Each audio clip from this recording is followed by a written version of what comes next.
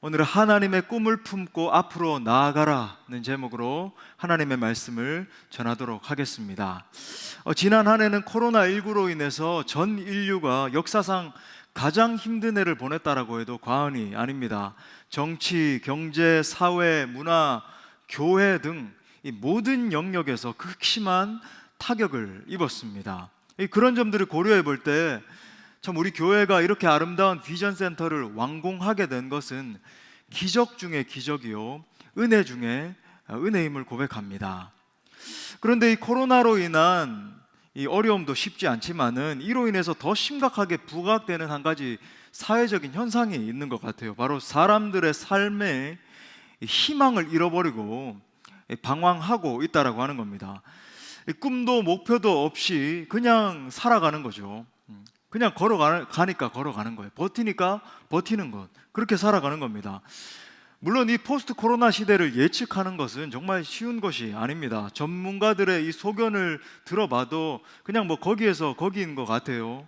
이 4차 산업혁명 시대가 돼서 로봇이 이 세상을 지배하게 될 것이다, 아니면 뭐 온택트로 컨택트 하라, 뭐 이런 말들을 하는데, 이 사람들 가운데 있는 이 미래에 대한 불안감을 대변해주는 2020년의 대표적인 어떤 키워드가 있습니다. 그건 뭐냐면 동학 개미 운동.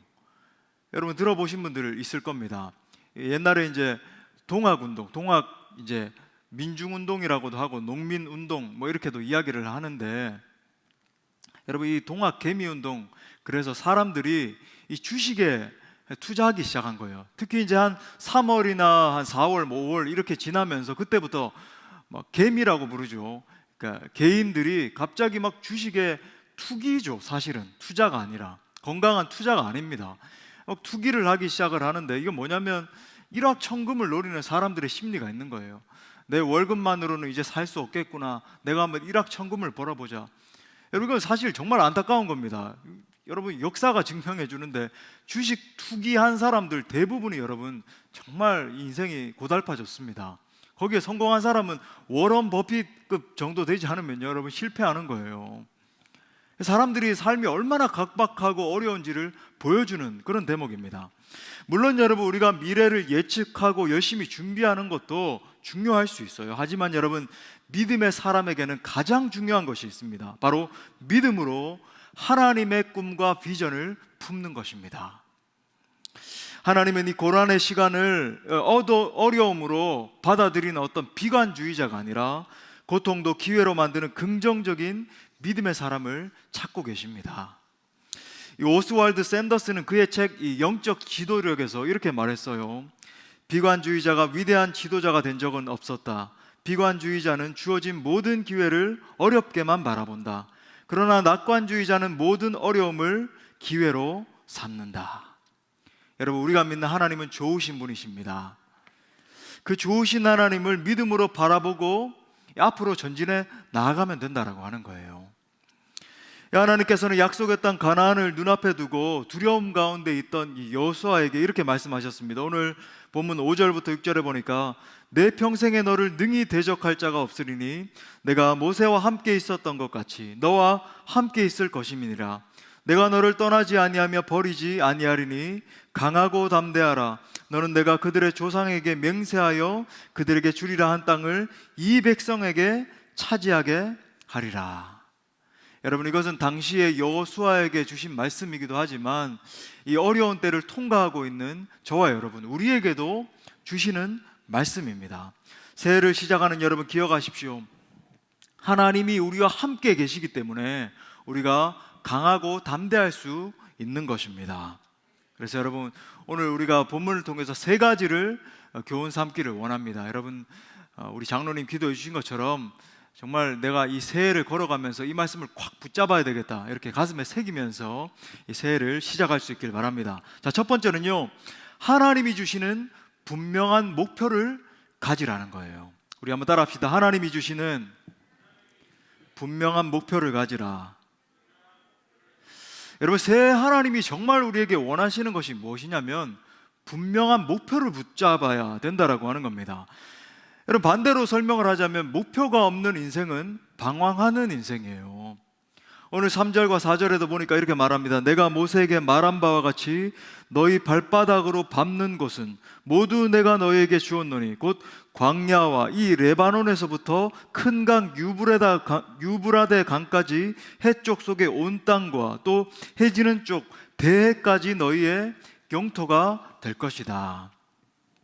이 가나안을 정복하기 위해서는 이 들어가는 이스라엘 백성들에게 하나님이 분명한 목표를 줘야 되겠다. 이들에게 분명한 어떤 그림이 있어야지만 이들이 담대하게 가나안을 정복하겠다 생각을 하시고 목표를 주셨어요. 근데 여러분, 지금 하나님이 말씀하고 계시는 이 목표를 한번 생각해 보십시오. 추상적입니까?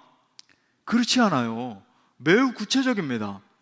광야와 이 레바논에서부터 큰 강 유브라데까지, 그리고 해쪽 속의 온 땅과, 그러니까 점점 서쪽을 그리는 겁니다. 또 해 지는 쪽 대해까지, 그러니까 지중해에 맞닿는 그 부분까지 전부가 너희의 영토가 될 것이다. 굉장히 구체적으로 하나님이 이 땅을 주실 거라고 말씀을 하시면서 너희가 어떤 경계까지 발을 밟아야 되고 어떤 경계까지 너희가 취해야 될 것이다, 분명하게 그림을 그려주고 계시다는 거예요.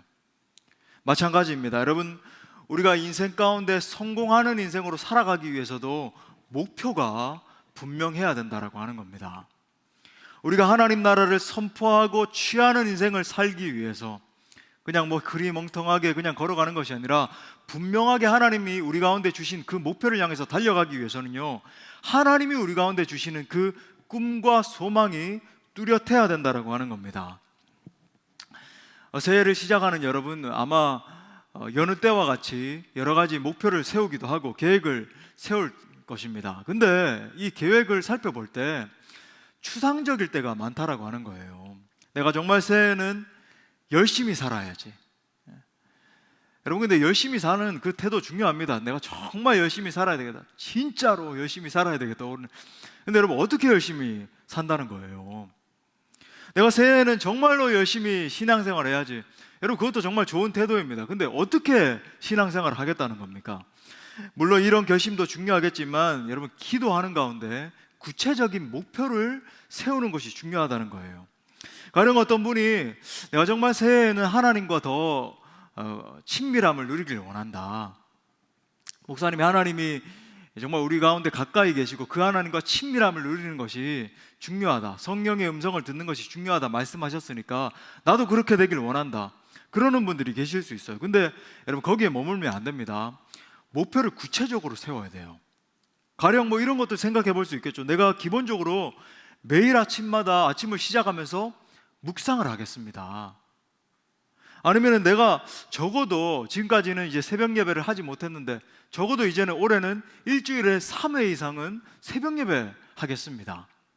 또 아니면 어떤 분들은 우리 가정이 정말 영적으로 하나 돼야 되겠는데 일주일에 어떤 날을 정해놓고는 매주마다 가정 예배를 드리겠습니다. 제가 한번 가정 예배를 세우자 말씀 전하면서 묵상 나눕시다 그랬는데 정말 못했습니다. 이제는 올 한 해 동안 일주일에 하루라도 그렇게 묵상을 나누겠습니다.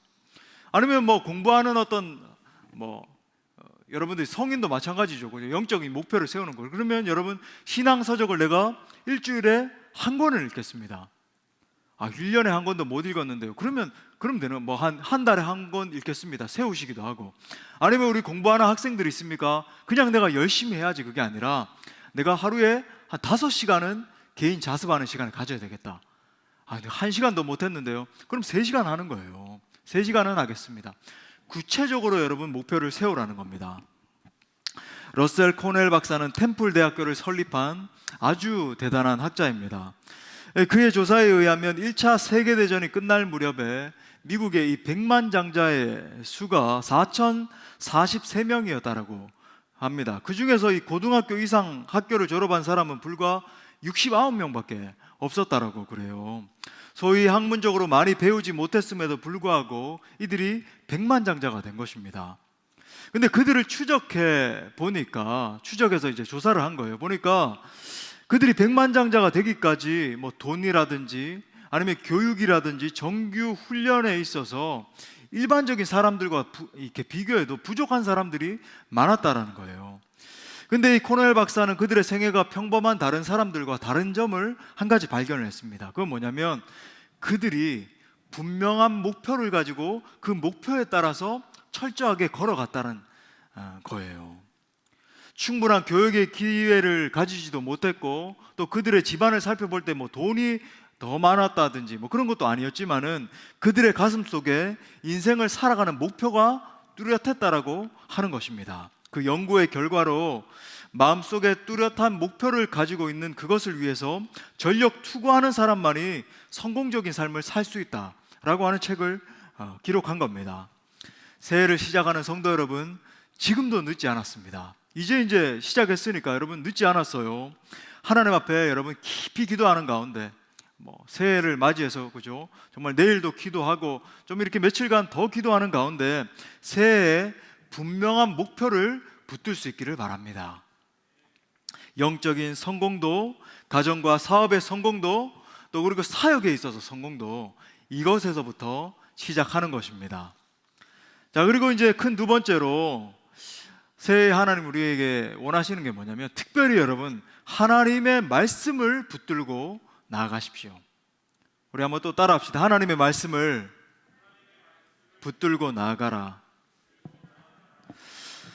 가나안 정복을 위해서 나아가는 이 여호수아의 마음 가운데도 사실은 두려움이 있었습니다. 얼마나 탁월한 지도자였던 이 모세 다음에 세움을 받았잖아요.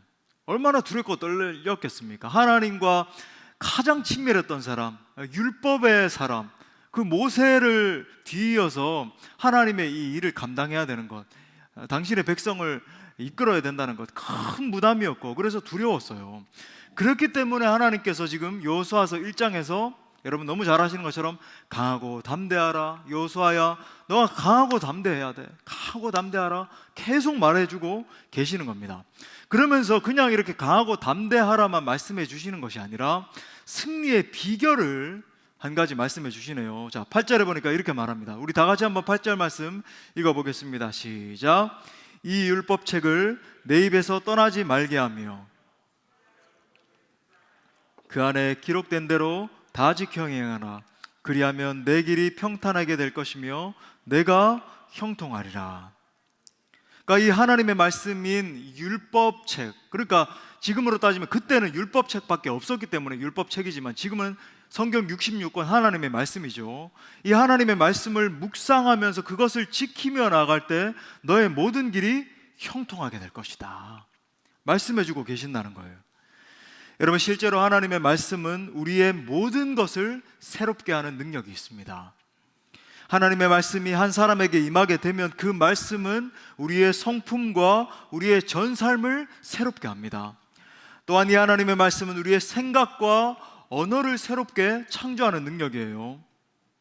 가령 과거에는 이 부정적인 생각을 머릿속에 달고 살고 삶을 살아가면서도 계속 불평하고 불만하고 막 남을 비난하고 그렇게 살았던 사람이 있는 겁니다. 근데 이 사람 가운데 하나님의 말씀이 반복적으로 임하는 거예요. 그러면 여러분, 그 사람은 점점 사고방식 자체가 하나님의 말씀대로 생각하고 하나님의 말씀대로 다른 사람들에게 이 언어를 선포하고 심지어 자기 자신의 삶을 향해서도 하나님의 말씀대로 긍정의 언어, 정말 살아있는 하나님의 그 말씀의 언어로 선포하는 역사가 일어난다는 거예요.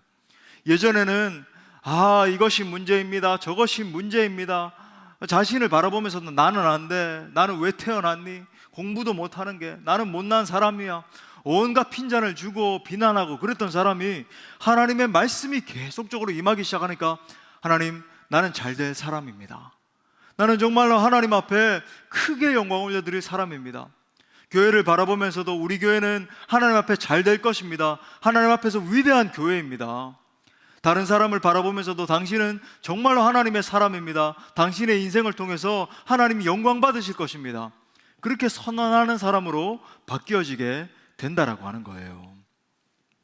특별히 말씀을 묵상하면 우리의 믿음이 자라게 됩니다. 하나님의 말씀을 듣고 읽고 묵상하고 그것을 실천할 때 점점 더 믿음이 강해지는 거예요. 사도 바울은 이 명제를 명확하게 이렇게 정리하고 있습니다. 우리 로마서 10장 17절 말씀 우리 다 같이 읽도록 하겠습니다. 시작. 믿음은 들음에서 나며 들음은 그리스도의 말씀으로 말미암았느니라. 아멘. 또 요한계시록 1장 3절 말씀도 같이 읽겠어요. 시작. 이 예언의 말씀을 읽는 자와 듣는 자와 그 가운데 기록한 것을 지키는 자는 복이 있나니 때가 가까움이라. 여러분 다시 한번 부탁합니다. 말씀을 읽고 말씀을 묵상하십시오. 그러니까 묵상하라고 하는 것은 그냥 건성건성으로 읽고 넘어가지 말라는 거예요. 깊이 시간을 내서 여러분 앉으셔야 됩니다. 그래서 깊이 이 말씀을 반복해서 읽으시고, 제가 여러분에게 자주 강조드렸잖아요. 말씀을 관찰하기 시작하는 거예요. 이 말씀이 과연 어떤 말씀을 지금 하고 있는가, 그 다음에 이 말씀을 나의 삶 가운데 해석하는 겁니다. 가령 이렇게 말씀을 갖다가 누구에게 설교하듯이 하는 사람이 있어요. 이렇게 묵상을 할 때 이렇게 해야 됩니다, 저렇게 해야 됩니다. 여러분 그러면 이 묵상에 실패하는 거예요.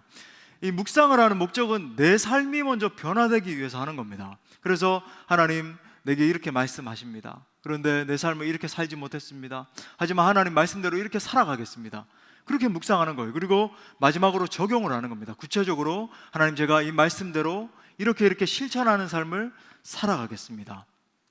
여러분 말씀을 묵상하되 제가 건성으로 묵상하지 말라고 말씀을 드렸는데, 언제까지 묵상해야 되냐면 이 말씀이 내 심령 속에 새겨질 때까지 묵상하셔야 돼요. 아멘입니까? 여러분 어떤 면에서 이 기도라고 하는 것도 이 말씀 속에서 하나님을 만나는 겁니다. 기도 가운데 깊은 이 하나님의 임재를 경험하게 되는 거예요. 전능하신 하나님께서 우리의 이 삶의 정황 가운데, 우리가 삶을 돌아볼 때 고달프고 슬프고 낭망되고 그럴 수 있지만 정말 우리의 이 삶 가운데 내려오시는 거예요. 우리 기도를 들으시고 충만히 임재하셔서 내 모든 고민과 아픔과 슬픔을 들으시는 겁니다. 그리고 그 모든 문제들을 가져가시는 것을 체험하게 되는 거예요. 여러분 이것이 기도이고 이것이 묵상하는 시간의 능력이라고 하는 것입니다. 여러분 또 말씀 속에서 이 감사와 진정한 찬양과 정말 주님 앞에 드릴 수 있는 그 간구의 제목들이 터져 나오게 되는데, 특별히 여러분 저는 여러분에게 부탁하는 건 뭐냐면 기도할 때마다도 하나님의 말씀을 붙들고 여러분 기도할 수 있길 바라요. 무슨 말인가? 말씀을 따라서 기도하는 훈련이 있습니다. 제가 일전에도 한번 여러분에게 이제 가르쳐 드린 적이 있는데 다시 한번 또 가르쳐 드리기 원합니다.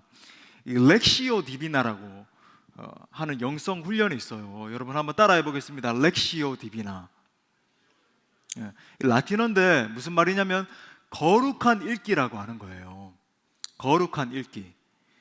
그러니까 초대교회를 정말 풍미하던 교부들과 또 중세에 참 이렇게 대단했던 영성가들, 그리고 종교개혁가들, 청교도들도 했던 그런 영성 훈련인데, 쉽게 말해서 이렇게 말씀을 깊이 읽는 겁니다. 물론 여기는 이제 경건서적을 읽는 것도 포함이 되지만 먼저는 이제 말씀을 읽는 것을 말하는 거예요. 여러분 이 말씀을 붙들고 한 2, 3회 정도 깊이 읽는 겁니다. 시편의 말씀을 읽으면 뭐 시편 23편을 읽는다 그러면 여호와는 나의 목자시니 내가 부족함이 없으리로다. 그가 나를 푸른 풀밭에 누이시며 쉴 만한 물가로 인도하시는도다. 이것이 내 가슴에 새겨질 때까지 읽는 거예요. 그리고 그걸 깊이 묵상을 하는 겁니다. 근데 거기서 이제 보통은 책을 덮잖아요. 근데 여러분 거기서 책을 덮는 게 아니라 그 말씀을 붙들고 한 절 한 절을 붙들고 기도하기 시작하는 거예요. 하나님 정말로 내 삶 가운데 주님이 목자 되시기를 원합니다. 하나님 제가 정말 사업 가운데 이런 사업의 어떤 일정이 있는데 하나님 목자 되셔야 되겠습니다. 제가 제 의지로 감당하는 것이 아니라 하나님의 역사를 보게 해달라고. 뭐 마음에 평안함이 없으면 하나님 정말로 이 푸른 풀밭에 누이게 해주신다라고 했는데 하나님 제 마음 가운데 이런 역사가 일어나길 원합니다. 그러니까 말씀 한 절 한 절을 붙들고 거룩하게 읽은 다음에 이것을 하나님 앞에 기도로 승화시키는 거예요. 여러분 한번 올 한 해 실천해 보십시오. 놀라운 역사가 일어나기 시작할 겁니다. 여러분 이 렉시오 디비나가 여러분 가운데 체질화되면요 기도의 내용이 바뀌어요. 그러니까 기도가 그냥 내 언어 가운데 고이지 않고, 여러분 만약에 다윗의 시편을 읽는다 그러면 그 시편의 언어가 나의 기도 제목이 돼서 하나님 앞에 올려드리는 역사가 일어나요. 가령 이 사도 바울의 로마서를 읽는다 그러면 이걸 읽고 하나님 앞에 기도 제목으로 올려드린다 그러면요 로마서에서 바울이 선포하고 있는 그 놀라운 복음이 하나님 앞에 기도 제목으로 올려드려지는 역사가 일어납니다. 여러분 그렇게 기도할 수 있기를 바랍니다. 여러분 새해 결단하십시오. 묵상이 무너져 있는 지체들 결단하세요. 하나님, 제가 매일마다 묵상하겠습니다. 매일 하나님의 말씀을 묵상하겠습니다. 제가 누누이 말씀드리지만 여러분 묵상의 사람은 복이 있는 자입니다. 성경이 말하잖아요. 복 주시겠다라고 이야기하는 거예요. 저는 시냇가에 심은 나무가 시절을 쫓아 과실을 맺는 풍성한 열매로 날마다 하나님 앞에 큰 영광을 올려드리는 그런 사람으로 서게 된다라고 하는 거예요. 새해에는 날마다 말씀을 읽고 듣고 묵상하고 실천하는 여러분 모두가 될 수 있기를 간절히 축복합니다. 마지막 세 번째는 하나님의 꿈을 품고 앞으로 나아가셔야 됩니다. 또 한번 따라합시다. 하나님의 꿈을 품고 앞으로 나아가라. 여러분 하나님은 우리에게 꿈을 주시는 분입니다. 아멘입니까? 여러분 오늘 말씀도 전체적으로 보면요, 하나님께서 여호수아에게 한 가지 그림을 명확하게 그려주고 계신다는 것을 우리가 볼 수 있어요. 근데 여러분 아브라함을 부르시는 하나님이 아브라함에게 처음으로 하신 것이 뭔지 아십니까? 그에게 그림을 그려주셨다는 거예요. 창세기 15장 5절 말씀 한번 보겠습니다. 이렇게 말합니다. 그를 이끌고 밖으로 나가 이르되 하늘을 우러러 무뼈를 셀 수 있나 보라. 또 그에게 이르시되 내 자손이 이와 같으리라. 그러니까 한 번만 이렇게 말씀하신 것이 아니죠. 제가 이 한 구절만 읽어 드렸습니다만은 계속 말씀하신 거예요. 아브라함아, 저 바다의 모래를 봐라. 바닷가의 모래를 봐. 너의 자손이 이렇게 많아지게 될 거야. 또 믿음이 흐려지는 것 같으면은 저 하늘의 별을 봐라. 너의 자손들이 저렇게 수많은 별들과 같이 빛나게 될 것이다. 그렇게 내가 영광을 얻게 될 것이다. 계속 그림을 그려주고 계시는 거예요. 여러분 우리가 하나님의 꿈을 품기 시작하면 여러분 그 꿈이 믿음으로 승화되는 역사가 일어나고 믿음이 생겨나면 기적이 일어나는 줄 믿습니다. 시편 81편 10절 말씀에서 이렇게 말해요. 나는 너를 애굽 땅에서 인도하여 낸 여호와의 하나님이니 내 입을 크게 열라 내가 채우리라 하였으나. 여러분 말씀에 따르면 꿈이 있는 사람에게 하나님이 채워주신다라고 약속하는 거예요. 열왕기하 4장에 보면 엘리사의 제자가 이 아내와 아이들에게 큰 빚을 남겨두고 죽는 장면이 나옵니다. 빚쟁이들이 와서 한 가지 살려줄 수 있는 방법이 있는데 아이들을 팔아 넘기면 종으로 팔면은 살려주겠다. 그러니까 기가 막힌 이 과부가 엘리사에게 찾아와서 펑펑 울면서 사정을 이야기하고 살려주십시오. 제가 어떻게 해야 되겠습니까? 이야기를 하는 거예요. 그때 엘리사가 이렇게 묻습니다. 너희 집에 뭐가 남아있느냐? 그러니까 여인이 병에 조금의 기름밖에 남아있지 않습니다. 이렇게 대답해요. 그럴 때 엘리사가 자 이제 돌아가서 너희 동네에 다니면서 그릇이란 그릇은 다 빌려와라.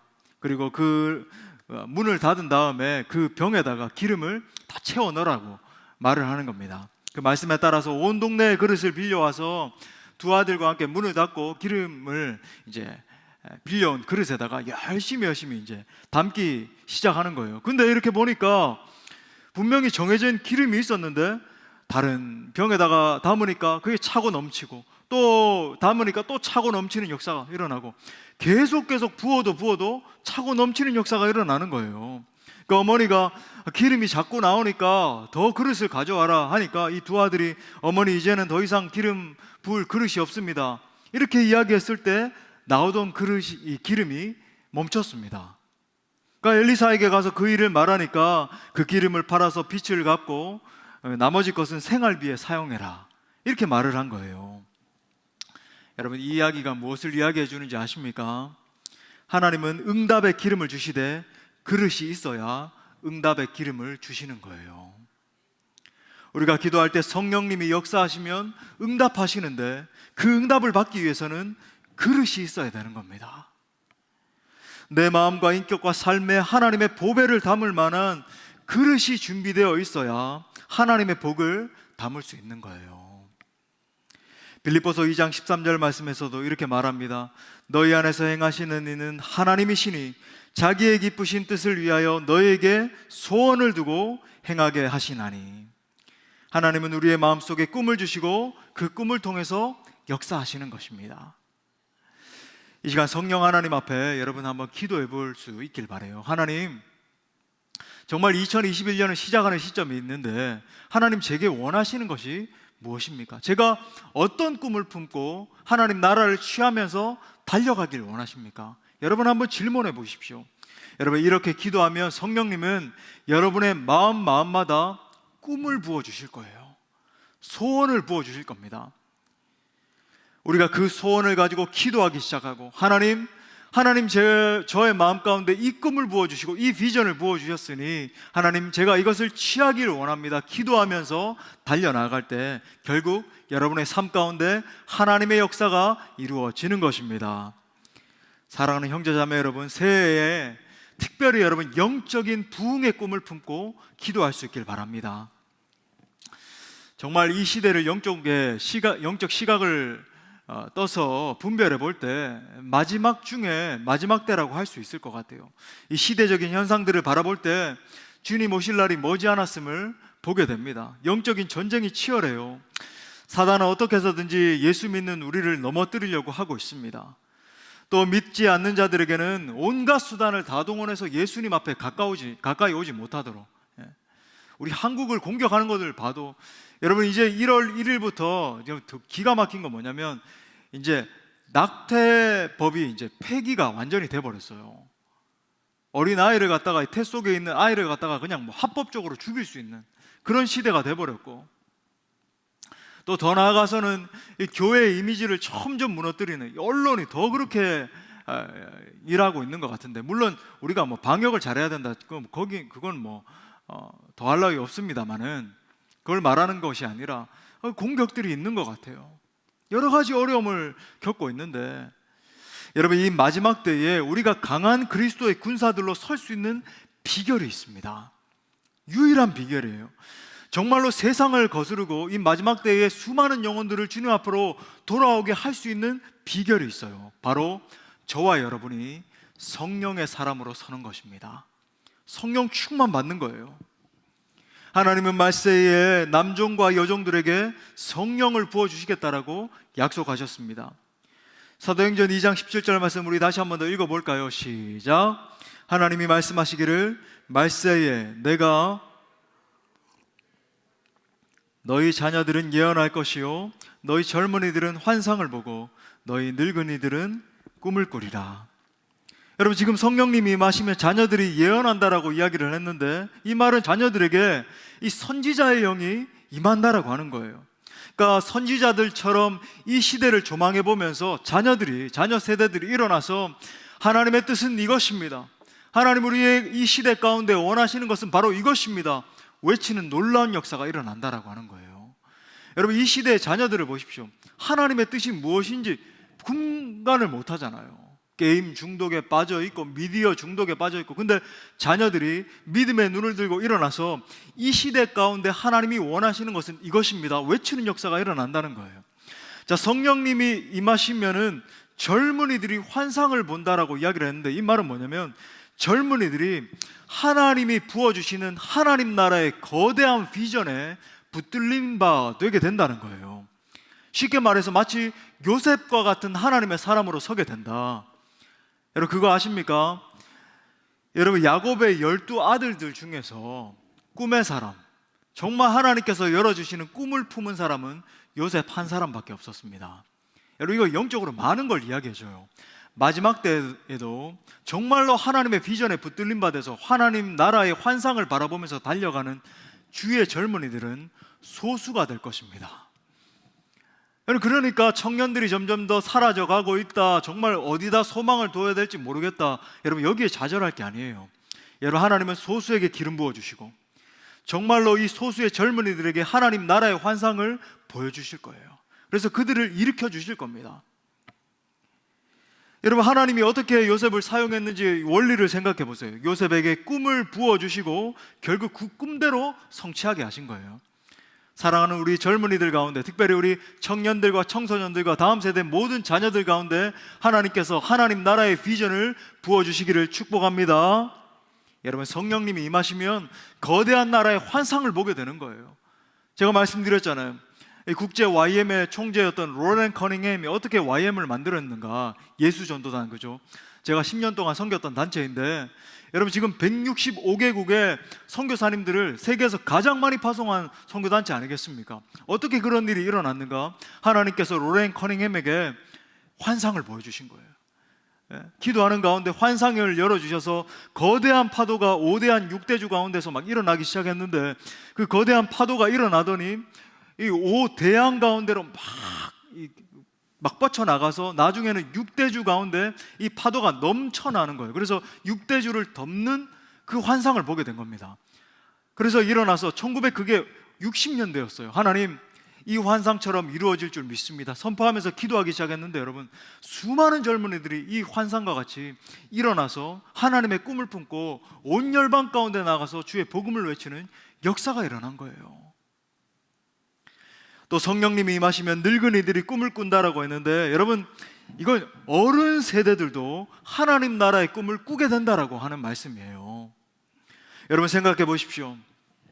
나이가 많은 지체들이 꿈을 품는 것은 쉽습니까? 어렵습니까? 쉽지 않아요. 여러분 어렵습니다. 대부분의 사람들이 이렇게 연세가 지긋이 들면은 좀 그냥 편안하게 살고 싶고 그냥 그러는 게 대부분의 사람들이에요. 여러분 하지만 하나님의 사람들은 나이를 초월하는 겁니다. 왜 아멘 안 하십니까?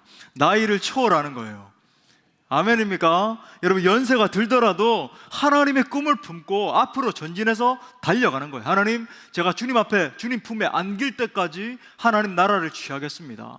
마치 모세처럼. 할렐루야. 여러분 부흥한다라고 하는 것은 이 히브리어 원어상으로 말하면 renew 된다, revival 된다.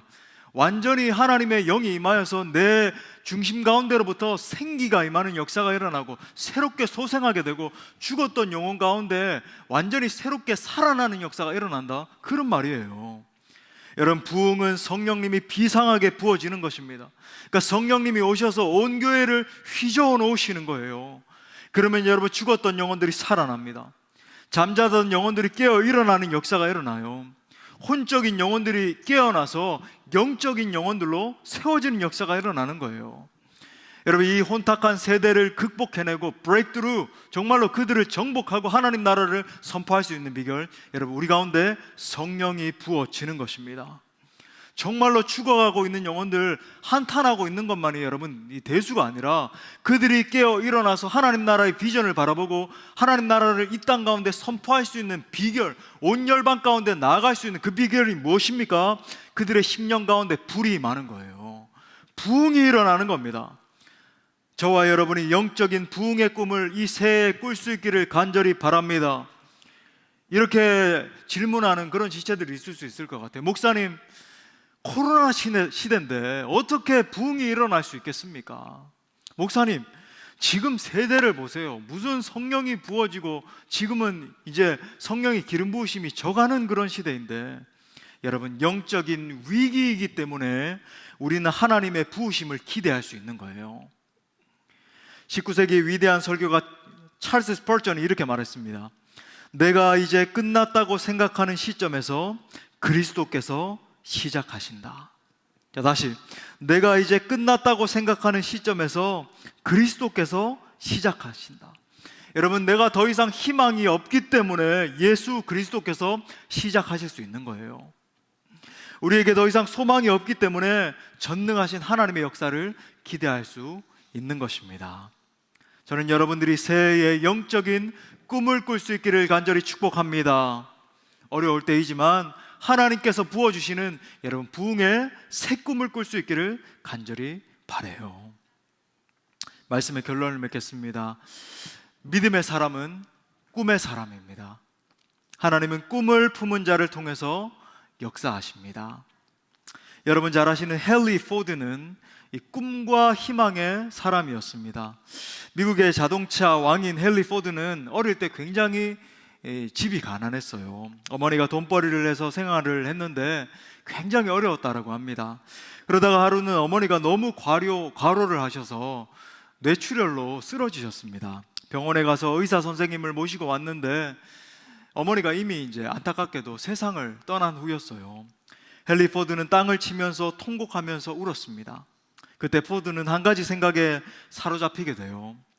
어머니가 세상을 떠나시게 된 것은 빨리 가서 환자를 데리고 올 수 있는 수단이 없어서 시간이 지체되었기 때문이다. 이 세상에 사람들을 빨리 오고 가게 할 수 있는 방법이 없겠는가? 이렇게 생각하면서 하나님께 기도한 끝에 자동차를 발명하게 된 것입니다.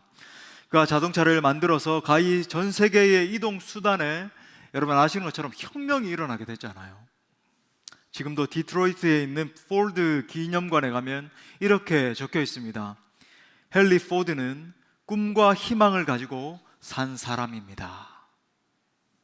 사랑하는 형제자매 여러분, 바라보고 꿈꾸고 믿고 전진하면 새해 하나님께서 위대한 기적을 우리의 삶 가운데 주실 것입니다. 여러분, 그러기 위해서 날마다 여러분 하나님의 말씀을 묵상하시고 그 말씀에 붙들림 받는 여러분이 될 수 있기를 바라요. 또한 여러분 영적인 부흥을 꿈꾸십시오. 여러분 사역자라고 한다면 하나님, 내가 섬기는 부서에, 하나님 우리 교회 가운데, 하나님 또 우리 전 세계와 열방 가운데 하나님의 부으심이 있기를 원합니다. 여러분 특별히 다음 세대를 바라보면서 꿈꿀 수 있길 바라요. 이 설교를 들으시는 다음 세대 여러분 꿈꿀 수 있길 바랍니다. 하나님, 저의 삶 가운데 성령으로 기름 부어 주옵소서. 하나님 나라의 환상을 보게 해 주십시오. 그래서 하나님, 지금은 제가 이렇게 부족하고 연약하지만 하나님 거대한 나라의, 하나님 나라의 환상에 붙들림 받아서 제가 일어나 주의 복음을 위해서 살게 하여 주옵소서. 혹세 달려가다가 지치고 힘들면 예수 그리스도의 십자가를 바라보십시오. 십자가에서 모든 죄와 사망의 법을 이기신 예수님을 바라보세요. 그 보배로운 피를 흘리심으로 말미암아 내 모든 더러운 죄를 사해 주신 그분을 바라볼 수 있길 바랍니다. 그 순간 세상이 줄 수 없는 평안과 위로가 여러분을 덮으시는 것을 경험하게 될 것입니다.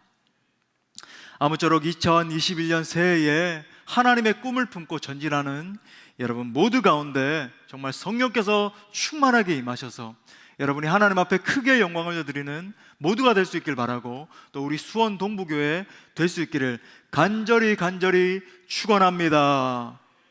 아멘. 우리 다시 한 번 더 말씀을 주신 하나님께 영광의 박수 올려드리겠습니다.